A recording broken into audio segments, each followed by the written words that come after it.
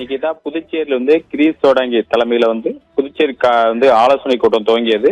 புதுச்சேரியில் 20 தொகுதிகளிலிருந்து காங்கிரஸ் போட்டியிட விருப்பம் தெரிவிச்சிருக்கு. புதுச்சேரி மற்றும் தமிழகத்தில் மேலிட பொறுப்பாளராக உள்ள கிரீஸ் சோடாங்கர் கூடுதல் பொறுப்பாளர் அஞ்சல் நிர்மல்கார் தலைமையில் காங்கிரஸ் அலுவலகத்தில் ஆலோசனை கூட்டம் இன்று காலை துவங்கியது. புதுச்சேரியில் காங்கிரஸ் எத்தனை தொகுதிகள் போட்டியிடுவது, விருப்பம் தொகுதிகள் எவை என்பது குறித்து ஆலோசிக்கப்பட்டது. காங்கிரஸ் தலைவர் வைத்திலிங்கம் எம்பி, முன்னாள் முதலமைச்சர் நாராயணசாமி, காங்கிரஸ் சட்டமன்ற குழு தலைவர் வைத்தியநாதன் மற்றும் காங்கிரஸ் நிர்வாகிகள் பங்கேற்றுள்ளனர். பிறகு சென்னையில் திமுக தலைமையை சந்தித்து பேச உள்ளனர். ஏற்கனவே நேற்று காலை சென்னை அறிவாலயத்தில் திமுக அமைப்பாளர் சிவா தலைமையில் திமுகவுக்கு தேவையான தொகுதி எண்ணிக்கைகள் மற்றும் தொகுதிகள் குறித்து பேசியுள்ளனர்.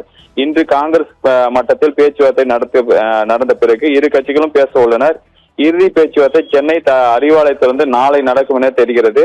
2016-21 அதாவது காங்கிரஸ் போட்டியிட்ட 2021 15 தொகுதியில் 2021 15 தொகுதியில் போட்டியிடுவது வரும் தொகுதியில் குறைந்தது 20 தொகுதிக்கு மேல் போட்டியிட வேண்டும் என காங்கிரஸ் நிர்வாகிகள் வலியுறுத்தியுள்ளனர்.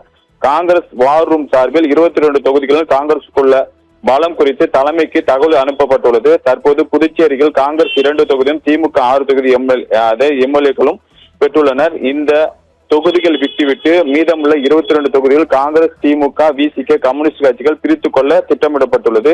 திமுக பொறுத்தவரை 15 தொகுதியில் போட்டியிட தலைமையிடம் நேற்று முறையிட்டுள்ளதாக தெரிகிறது. இரு பெரிய கட்சிகளும் அதிக இடங்களில் கேட்பதால் இறுதி முடிவை எடுக்க காலதாமதமாகும் என்றும் எதிர்பார்க்கப்படுகிறது. தமிழக முதலமைச்சர் முன்பு இந்த பிரச்சனை செல்லும் போது சுமூக முடிவு ஏற்படும் என்று தெரிகிறது. நிகிதா.